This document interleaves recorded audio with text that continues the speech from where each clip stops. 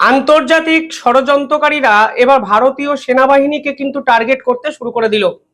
যে তথ্য এবার সামনে উঠে এলো আজকে, তা কিন্তু ভারতের সেনাবাহিনী এবং দেশের সুরক্ষা দুটোর জন্যই কিন্তু অত্যন্ত অত্যন্ত ভয়ানক। অপারেশন সিন্দুরের পরবর্তী সময়ে এক সিআরপিএফ সাব ইন্সপেক্টরকে কিন্তু গ্রেফতার করা হয় এনআইএ এর পক্ষ থেকে। অপারেশন সিন্দুরের এই পর্বে খবর সে অর্থে প্রচার হয়নি, কিন্তু গ্রেফতারের পরবর্তী সময় 3 মাস পরে আজকে তদন্তকারী অফিসার বা এনআইএ এর তদন্তকারী অফিসাররা সেই সাব ইন্সপেক্টর সিআরপিএফ এর সাব ইন্সপেক্টরকে জেরা করে যে তথ্য জানতে পেরেছেন, তা কিন্তু একটা জিনিস পরিষ্কার করে দিচ্ছে যে ভারতের সেনাবাহিনীকে দ্বিখণ্ডিত করা কিংবা ভারতের সেনাবাহিনীকে কোনো ট্র্যাপে ফাঁসিয়ে আসলে ভারতের সঙ্গে বড়সড় খেলার চক্রান্ত পাকিস্তানের পক্ষ থেকে করা হয়েছে। এ খবর শেষ অবধি দেখবেন, তাহলে দেখবেন আপনারাও কেমন শিহরিত হতে পারেন। কারণ যেভাবে ভারতের সেনাবাহিনীর সদস্যকে টাকার বিনিময়ে হাত করে একের পর এক গোপন তথ্য জেনে নেওয়া হয়েছে পাকিস্তানের পক্ষ থেকে, তা কিন্তু বর্তমানে ভারতের গোয়েন্দাদেরও চিন্তার কারণ। যে সিআরপিএফ সাব ইন্সপেক্টরকে গ্রেফতার করা হয়েছিল তার নাম মতি রাম জাট। বুঝতেই পারছেন, সিআরপিএফ এর সাব ইন্সপেক্টর, ফলে অত্যন্ত উচ্চপদস্থ এক কর্তা। তার কাছে অনেক কনফিডেন্সিয়াল ডকুমেন্ট ছিল এবং অনেক কনফিডেন্সিয়াল ডকুমেন্ট তিনি পাকিস্তানের এজেন্টদের নিয়মিত পাঠিয়েছেন। ইন্টারেস্টিং ফ্যাক্ট কি জানেন? পেহেলগাম হত্যাকাণ্ড যখন 22শে এপ্রিল হয়, যখন গোটা বিশ্ব চমকে যায়, ঠিক তার 5 দিন আগে কাশ্মীরের ওই পেহেলগাম ব্যাটালিয়ানে কিন্তু পোস্টেড ছিলেন এই CRPF assistant sub inspector Ram Jat. এবার পরবর্তী সময় তিনি দিল্লিতে ট্রান্সফার্ড হয়ে যান, কোনো এক অজানা কারণে তিনি ট্রান্সফার্ড হয়ে যান।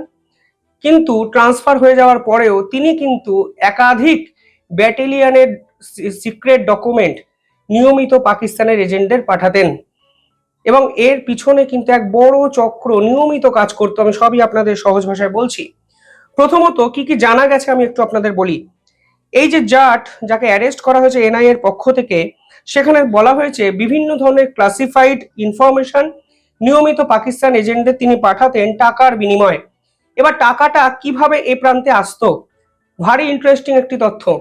পাকিস্তানে যারা বস্ত্র বিক্রেতা, তারা ভারতের মাধ্যমে দুবাইতে একাধিক কাপড় পাঠাতে শুরু করেন এবং এর জন্য তারা একাধিক সীমান্তবর্তী এলাকায় একাধিক দোকানকে আইডেন্টিফাই করত। ফলে এই দোকানে চলে আসতো ইউপিআই মারফতে পয়সা, এবং সেই পয়সা কখনো চলে যেত আর্মির কাছে, কখনো আবার চলে যেত দুবাইয়ের কাছে। ফলে এই পুরো সিস্টেমটি আলটিমেটলি দিনের পর দিন হোমওয়ার্ক করে যে পাকিস্তানের এজেন্টরা বানাতো, তা কিন্তু পরিষ্কার হয়ে যাচ্ছে। মানে একটা জিনিস ভাবুন, পাকিস্তান সরাসরি দুবাইতে কাপড় পাঠাতে পারছে না, তারা ভারতকে পাঠাচ্ছে এবং ভারতের সেই দোকানদার দুবাইতে এক্সপোর্ট করছে, আর দুবাইয়ের ব্যবসায়ী ভারতের সেই ব্যবসায়ীটাকে পয়সা পাঠাচ্ছে। এবার সেই পয়সা কখনো পাকিস্তানে যেত, কখনো আর্মির এই ধরনের গুপ্তচরের কাছে পৌঁছে যেত। ফলে পুরো বিষয়টা ইন্ডিয়ান ব্যাংকিং সিস্টেমের মাধ্যমে হতো, ধরার তো কোনো চান্সই নেই। একাধিক তথ্য বলছে বিভিন্ন ক্ষেত্রে ফরেক্স ট্রানজাকশন হয়েছে এবং ব্যাংককের ইন্ডিয়ান বেসড একাধিক ব্যাংক অ্যাকাউন্ট থেকে এই বিদেশি টাকা কিন্তু এধার উধার করা হয়েছে। একাধিক রিপোর্ট পরিষ্কার বলছে এক্ষেত্রে একাধিক মোবাইল নম্বরের কথা পাওয়া গেছে, যেগুলো অনেকেরই সিম দিল্লি এবং মুম্বাই। তবে আমাদের কলকাতা কি পিছিয়ে আছে? নিঃসন্দেহে নয়। কেন পিছিয়ে নেই আমি আপনাদের বলছি। তবে তার আগে একটু বলে দিই, এই পুরো বিষয়টাতে 15টি ফোন নাম্বার যারা সরাসরি আর্মির সঙ্গে বা কেন্দ্রীয় সরকারের সঙ্গে জড়িত, সেরকম কিন্তু লিঙ্ক আপ পাওয়া গেছে। এই 15টি ফোন নাম্বারের মধ্যে 4টি ফোন নাম্বার হলো আর্মির, 4টি হলো প্যারামিলিটারি ফোর্সেস এবং 7টি ফোন নাম্বার হলো সেন্ট্রাল গভর্নমেন্ট স্টাফের। অর্থাৎ বোঝার চেষ্টা করুন, শুধুমাত্র আর্মিকে এরা টাকা দিয়ে দিনের পর দিন তথ্য জেনেছে তা নয়, তাদের টার্গেটে কিন্তু কেন্দ্রীয় সরকারের উচ্চপদস্থ কর্মীরাও ছিল, প্যারামিলিটারি ফোর্সের বিভিন্ন সদস্যরাও ছিল, যারা দিনের পর দিন এদের সঙ্গে যোগাযোগ রেখেছিলেন বা এরা এদের সঙ্গে যোগাযোগ রাখার চেষ্টা করেছিলেন। এই পুরো বিষয়টাকে কেন্দ্র করে আরো এক ব্যক্তির নাম উঠে আসে, যার নাম সেলিম আহমেদ। এই সেলিম আহমেদ রাম জেটের সঙ্গে সম্পর্ক বজায় রাখতেন। প্রধানত তারাই এই 15 জনকে টার্গেট করতেন, নিয়মিত এদের সঙ্গে যোগাযোগ করার চেষ্টা করেছিলেন। এই রকমই কিন্তু কথাবার্তা শোনা যাচ্ছে। পাশাপাশি এই রামজেটের এক পাকিস্তানি ভদ্রলোকের সঙ্গেও কিন্তু পরিচয় হয়েছিল। এই ঘটনাচক্রে এই ভদ্রলোক 2007 সালে পাকিস্তান থেকে কলকাতাতে আসেন। পরবর্তীকালে তিনি পাকিস্তানের এক ন্যাশনালিস্টকে বিয়ে করেন এবং 2015 সালে পাকাপাকিভাবে তিনি পাকিস্তানে শিফট করে যান। কিন্তু শিফট করার পরেও গোয়েন্দা তথ্য বলছে তিনি নিয়মিত কলকাতাতে ট্রাভেল করতেন। এমনকি এই পুরো বিষয়ে যে সিম কার্ড উদ্ধার হয়েছে সেই সিম কার্ড কিন্তু কলকাতার ডকুমেন্টে বানানো, অর্থাৎ প্রধান সিমটি কলকাতার ডকুমেন্টে বানানো, তার আন্ডারে দিল্লি, মুম্বাই 15টি আরো সিম, আর্মি, প্যারামিলিটারি ফোর্স এবং সেন্ট্রাল গভর্নমেন্ট স্টাফদের। আমি আশা করি আপনাদের বোঝাতে পারছি সহজ ভাষায়। পরবর্তীকালে জানা যাচ্ছে যে মাল্টিপল স্টেটের দায়িত্ব এই রামজেটকে দেওয়া হতো, কারণ তিনি সিআরপিএফ সাব ইন্সপেক্টর, ফলে এমন অনেক জায়গায় অ্যাক্সেস পেতেন যে অ্যাক্সেস অন্য কারোর পক্ষে পাওয়া সম্ভব নয়। তিনি যখন দিল্লিতে ট্রান্সফার হয়ে যান তারপরে তাকে দিল্লি, মহারাষ্ট্র, হরিয়ানা, উত্তরপ্রদেশ, রাজস্থান, ছত্তিশগড়, আসাম এবং ওয়েস্ট বেঙ্গল এই সকল স্টেটগুলোর মিলিটারি ডকুমেন্ট ট্রান্সফার করার কাজ দেওয়া হয়েছিল। এবং এই পুরো বিষয়টায় ফান্ডিং জোগাতেন শাহজাদ নামক এক ব্যক্তি। এই শাহজাদ আবার উত্তরপ্রদেশের অ্যান্টি টেরর স্কোয়াডের হাতে কিন্তু ধরা পড়েন এবং পরিষ্কারভাবে শাহজাদকে জিজ্ঞাসাবাদ করে জানা যায় তিনিও আইএসআই কে নিয়মিতভাবে ডকুমেন্ট পাঠাতেন, যা এই রামজেট অর্থাৎ আর্মি অফিসারের থেকে পাওয়া হতো।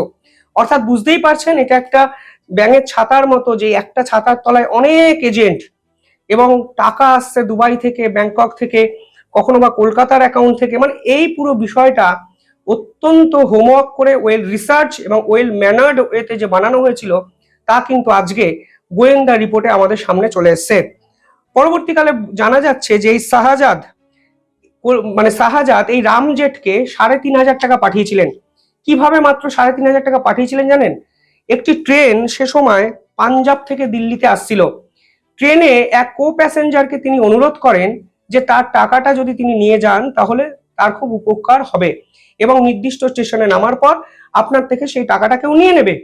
কো প্যাসেঞ্জার জেরায় জানিয়েছেন যে তিনি শুধুমাত্র অনুরোধ করেছিলেন বলে মানুষকে সাহায্য করার জন্য এই 3,500 টাকা এই একটি স্টেশন থেকে অন্য স্টেশনে নিয়ে এসছেন। অর্থাৎ পুরো বিষয়টায় অন্ধকারে থেকে, অন্তরালে থেকে এইভাবে ফান্ড ট্রান্সফার নিয়মিত হয়েছে এই নেটওয়ার্কের দ্বারা। এবার এই জ্যাটকে জেরা করে আরো এক বিস্ফোরক তথ্য জানা গেছে। সেখানে বলা হচ্ছে আর্মি অফিসার কিংবা আর্মিদের হানি ট্র্যাপ করে ফাঁসানোর চেষ্টা করা হচ্ছে এবং এক্ষেত্রে ছত্তিশগড়ের এক নারী সাংবাদিকের, মাফ করবেন, চণ্ডীগড়ের এক নারী সাংবাদিকের কথা কিন্তু উঠে এসছে।